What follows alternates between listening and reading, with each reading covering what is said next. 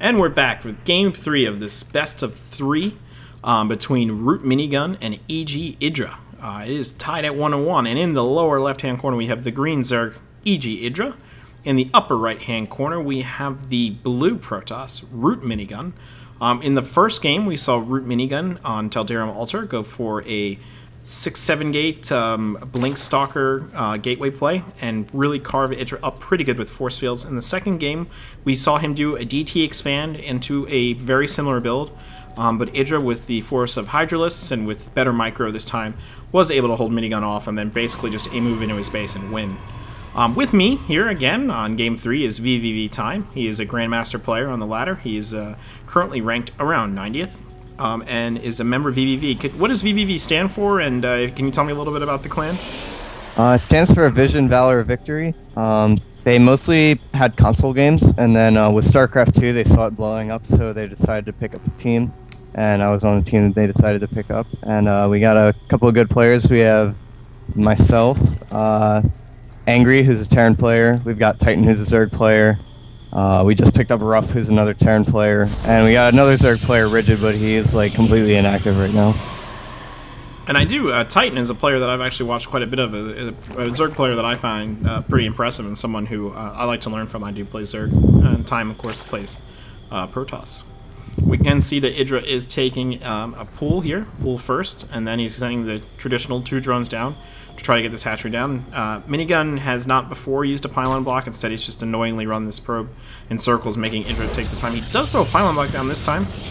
It's interesting to note, a little different from the first game. Of course, this is Xel'Naga, where the bases are a little bit closer than the second game, which was a long spawn Metalopolis, which is a very, very long rush distance. We can see that Minigun is using his Chrono Boost to get some probes up, very standard. Gateway does go down, throws down another pylon. Like you said, the core will be a little bit delayed here because of the harass, but really not too bad. We can see a drone coming up for EgIdrA, so he will scout that. No early gas like last time. Minigun took his gas on 18 last time. Oh, he is going to take it right now. So we do see another gas on 18. EgIdrA still has not yet gotten this down. Minigun did cancel the pylon. Very obnoxious. The Protoss player doesn't lose that much other than the opportunity cost of those minerals, and the Zerg player has expansion delayed. And you can see he had to make 4 Zerglings take him out here. Make sure you get the hatchery down, and of course then Minigun just leaves, doesn't throw down another pylon block, and he's forced 4 lings and delayed the hatchery quite a bit. We can see EgIdrA only has 2 drones on gas. I wonder if that's intentional just because of the delayed hatchery and maybe make up for some of that lost time, or if that's just a mistake. I would expect that that is intentional.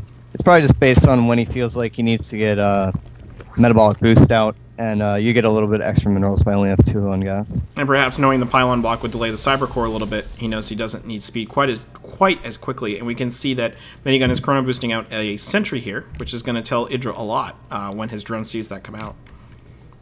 Yep, it means he's not going to be doing what he did last game, especially not as fast. He's not going to do a pressure with an early stalker. We do see a queen right about to pop out here for EgIdrA. This would be his second queen. We do see he now has 3 guys on gas just as he starts researching metabolic boost. Interesting to note. And we do see a second sentry coming out from Minigun. The Lings do come up here, and they're going to see the first sentry. We do see 2 more gateways coming down. This looks very much like a typical 3-gate expand at this point. Yep, that's pretty much what I would expect. Oh wow, we added a 4th gateway. Oh, so it does look like a 4th gate. Now, Minigun likes to do this 4-gate where he fakes the 3-gate expand, shows a lot of sentries, shows the early gas, puts the Nexus down, and then cancels the Nexus at the last second and goes in 4-gate to the Zergs. You make the Zerg feel nice and comfy. EgIdrA is probably smart enough to know that this is coming. Also on Xel'Naga, 3-gate expand usually isn't as strong as it is on other maps, and it's pretty vulnerable to that very popular Roachling all-in right now, right? Yeah, that's very true. It's very difficult to hold if you play a normal 3-gate expand. One thing that we've seen, Liquid Tyler, what he did was he cut probes a little bit to get out a lot of stalkers quickly and defended with that, but not a lot of players have been doing that, and it looks like Minigun's going to do some kind of 4-gate pressure here. Yep, and we do see Roachhorn just going down for EgIdrA. EgIdrA is making 7 roaches, so he's going to have an army here. Minigun does throw down the Nexus. I suspect that'll be canceled. Is it possible that Minigun is just sort of aware of the possibility of the Roachling all-in and is just making a 4-gate to do a little bit of pressure and is going to expand behind it? Or do you think this is definitely the all-in variation of the 4-gate? It's very possible that he could be doing that.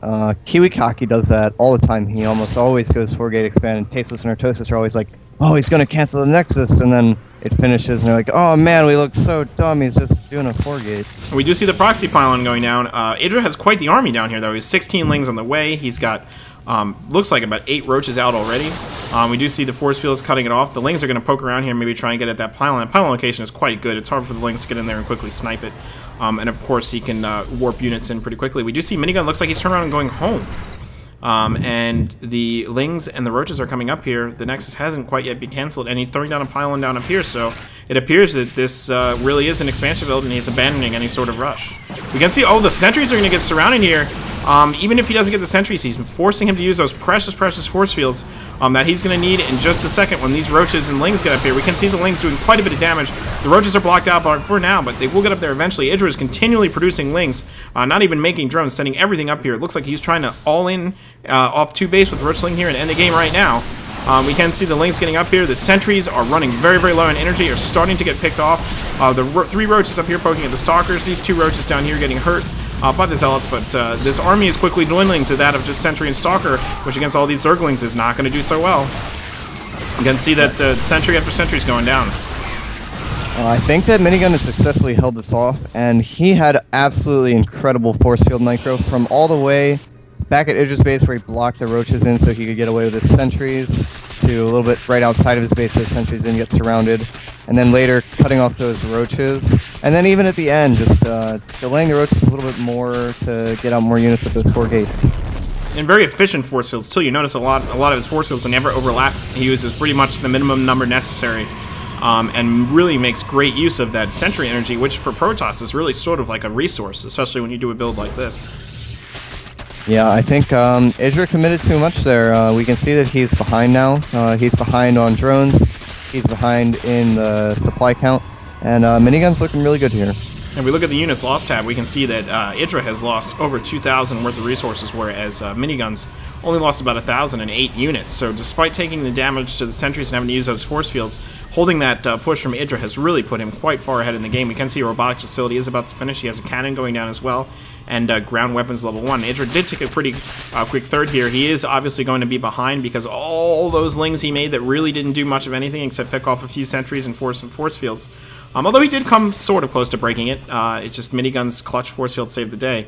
Are not drones, so it's going to be putting him behind in the economy, and of course with Protoss using that chrono boost on upgrades to get quicker tech, and using the chrono boost on nexuses to get more probes is going to put them ahead. EgIdRA looks like he's going to try a ling run by here, but he will be denied as there are 2 pylons blocking that. Very, very smart play by Minigun there. Yes, and we can that's a very good play. And we can see a mortal coming out that'll keep him pretty safe against any sort of roach pressure, or allow him to pressure the roaches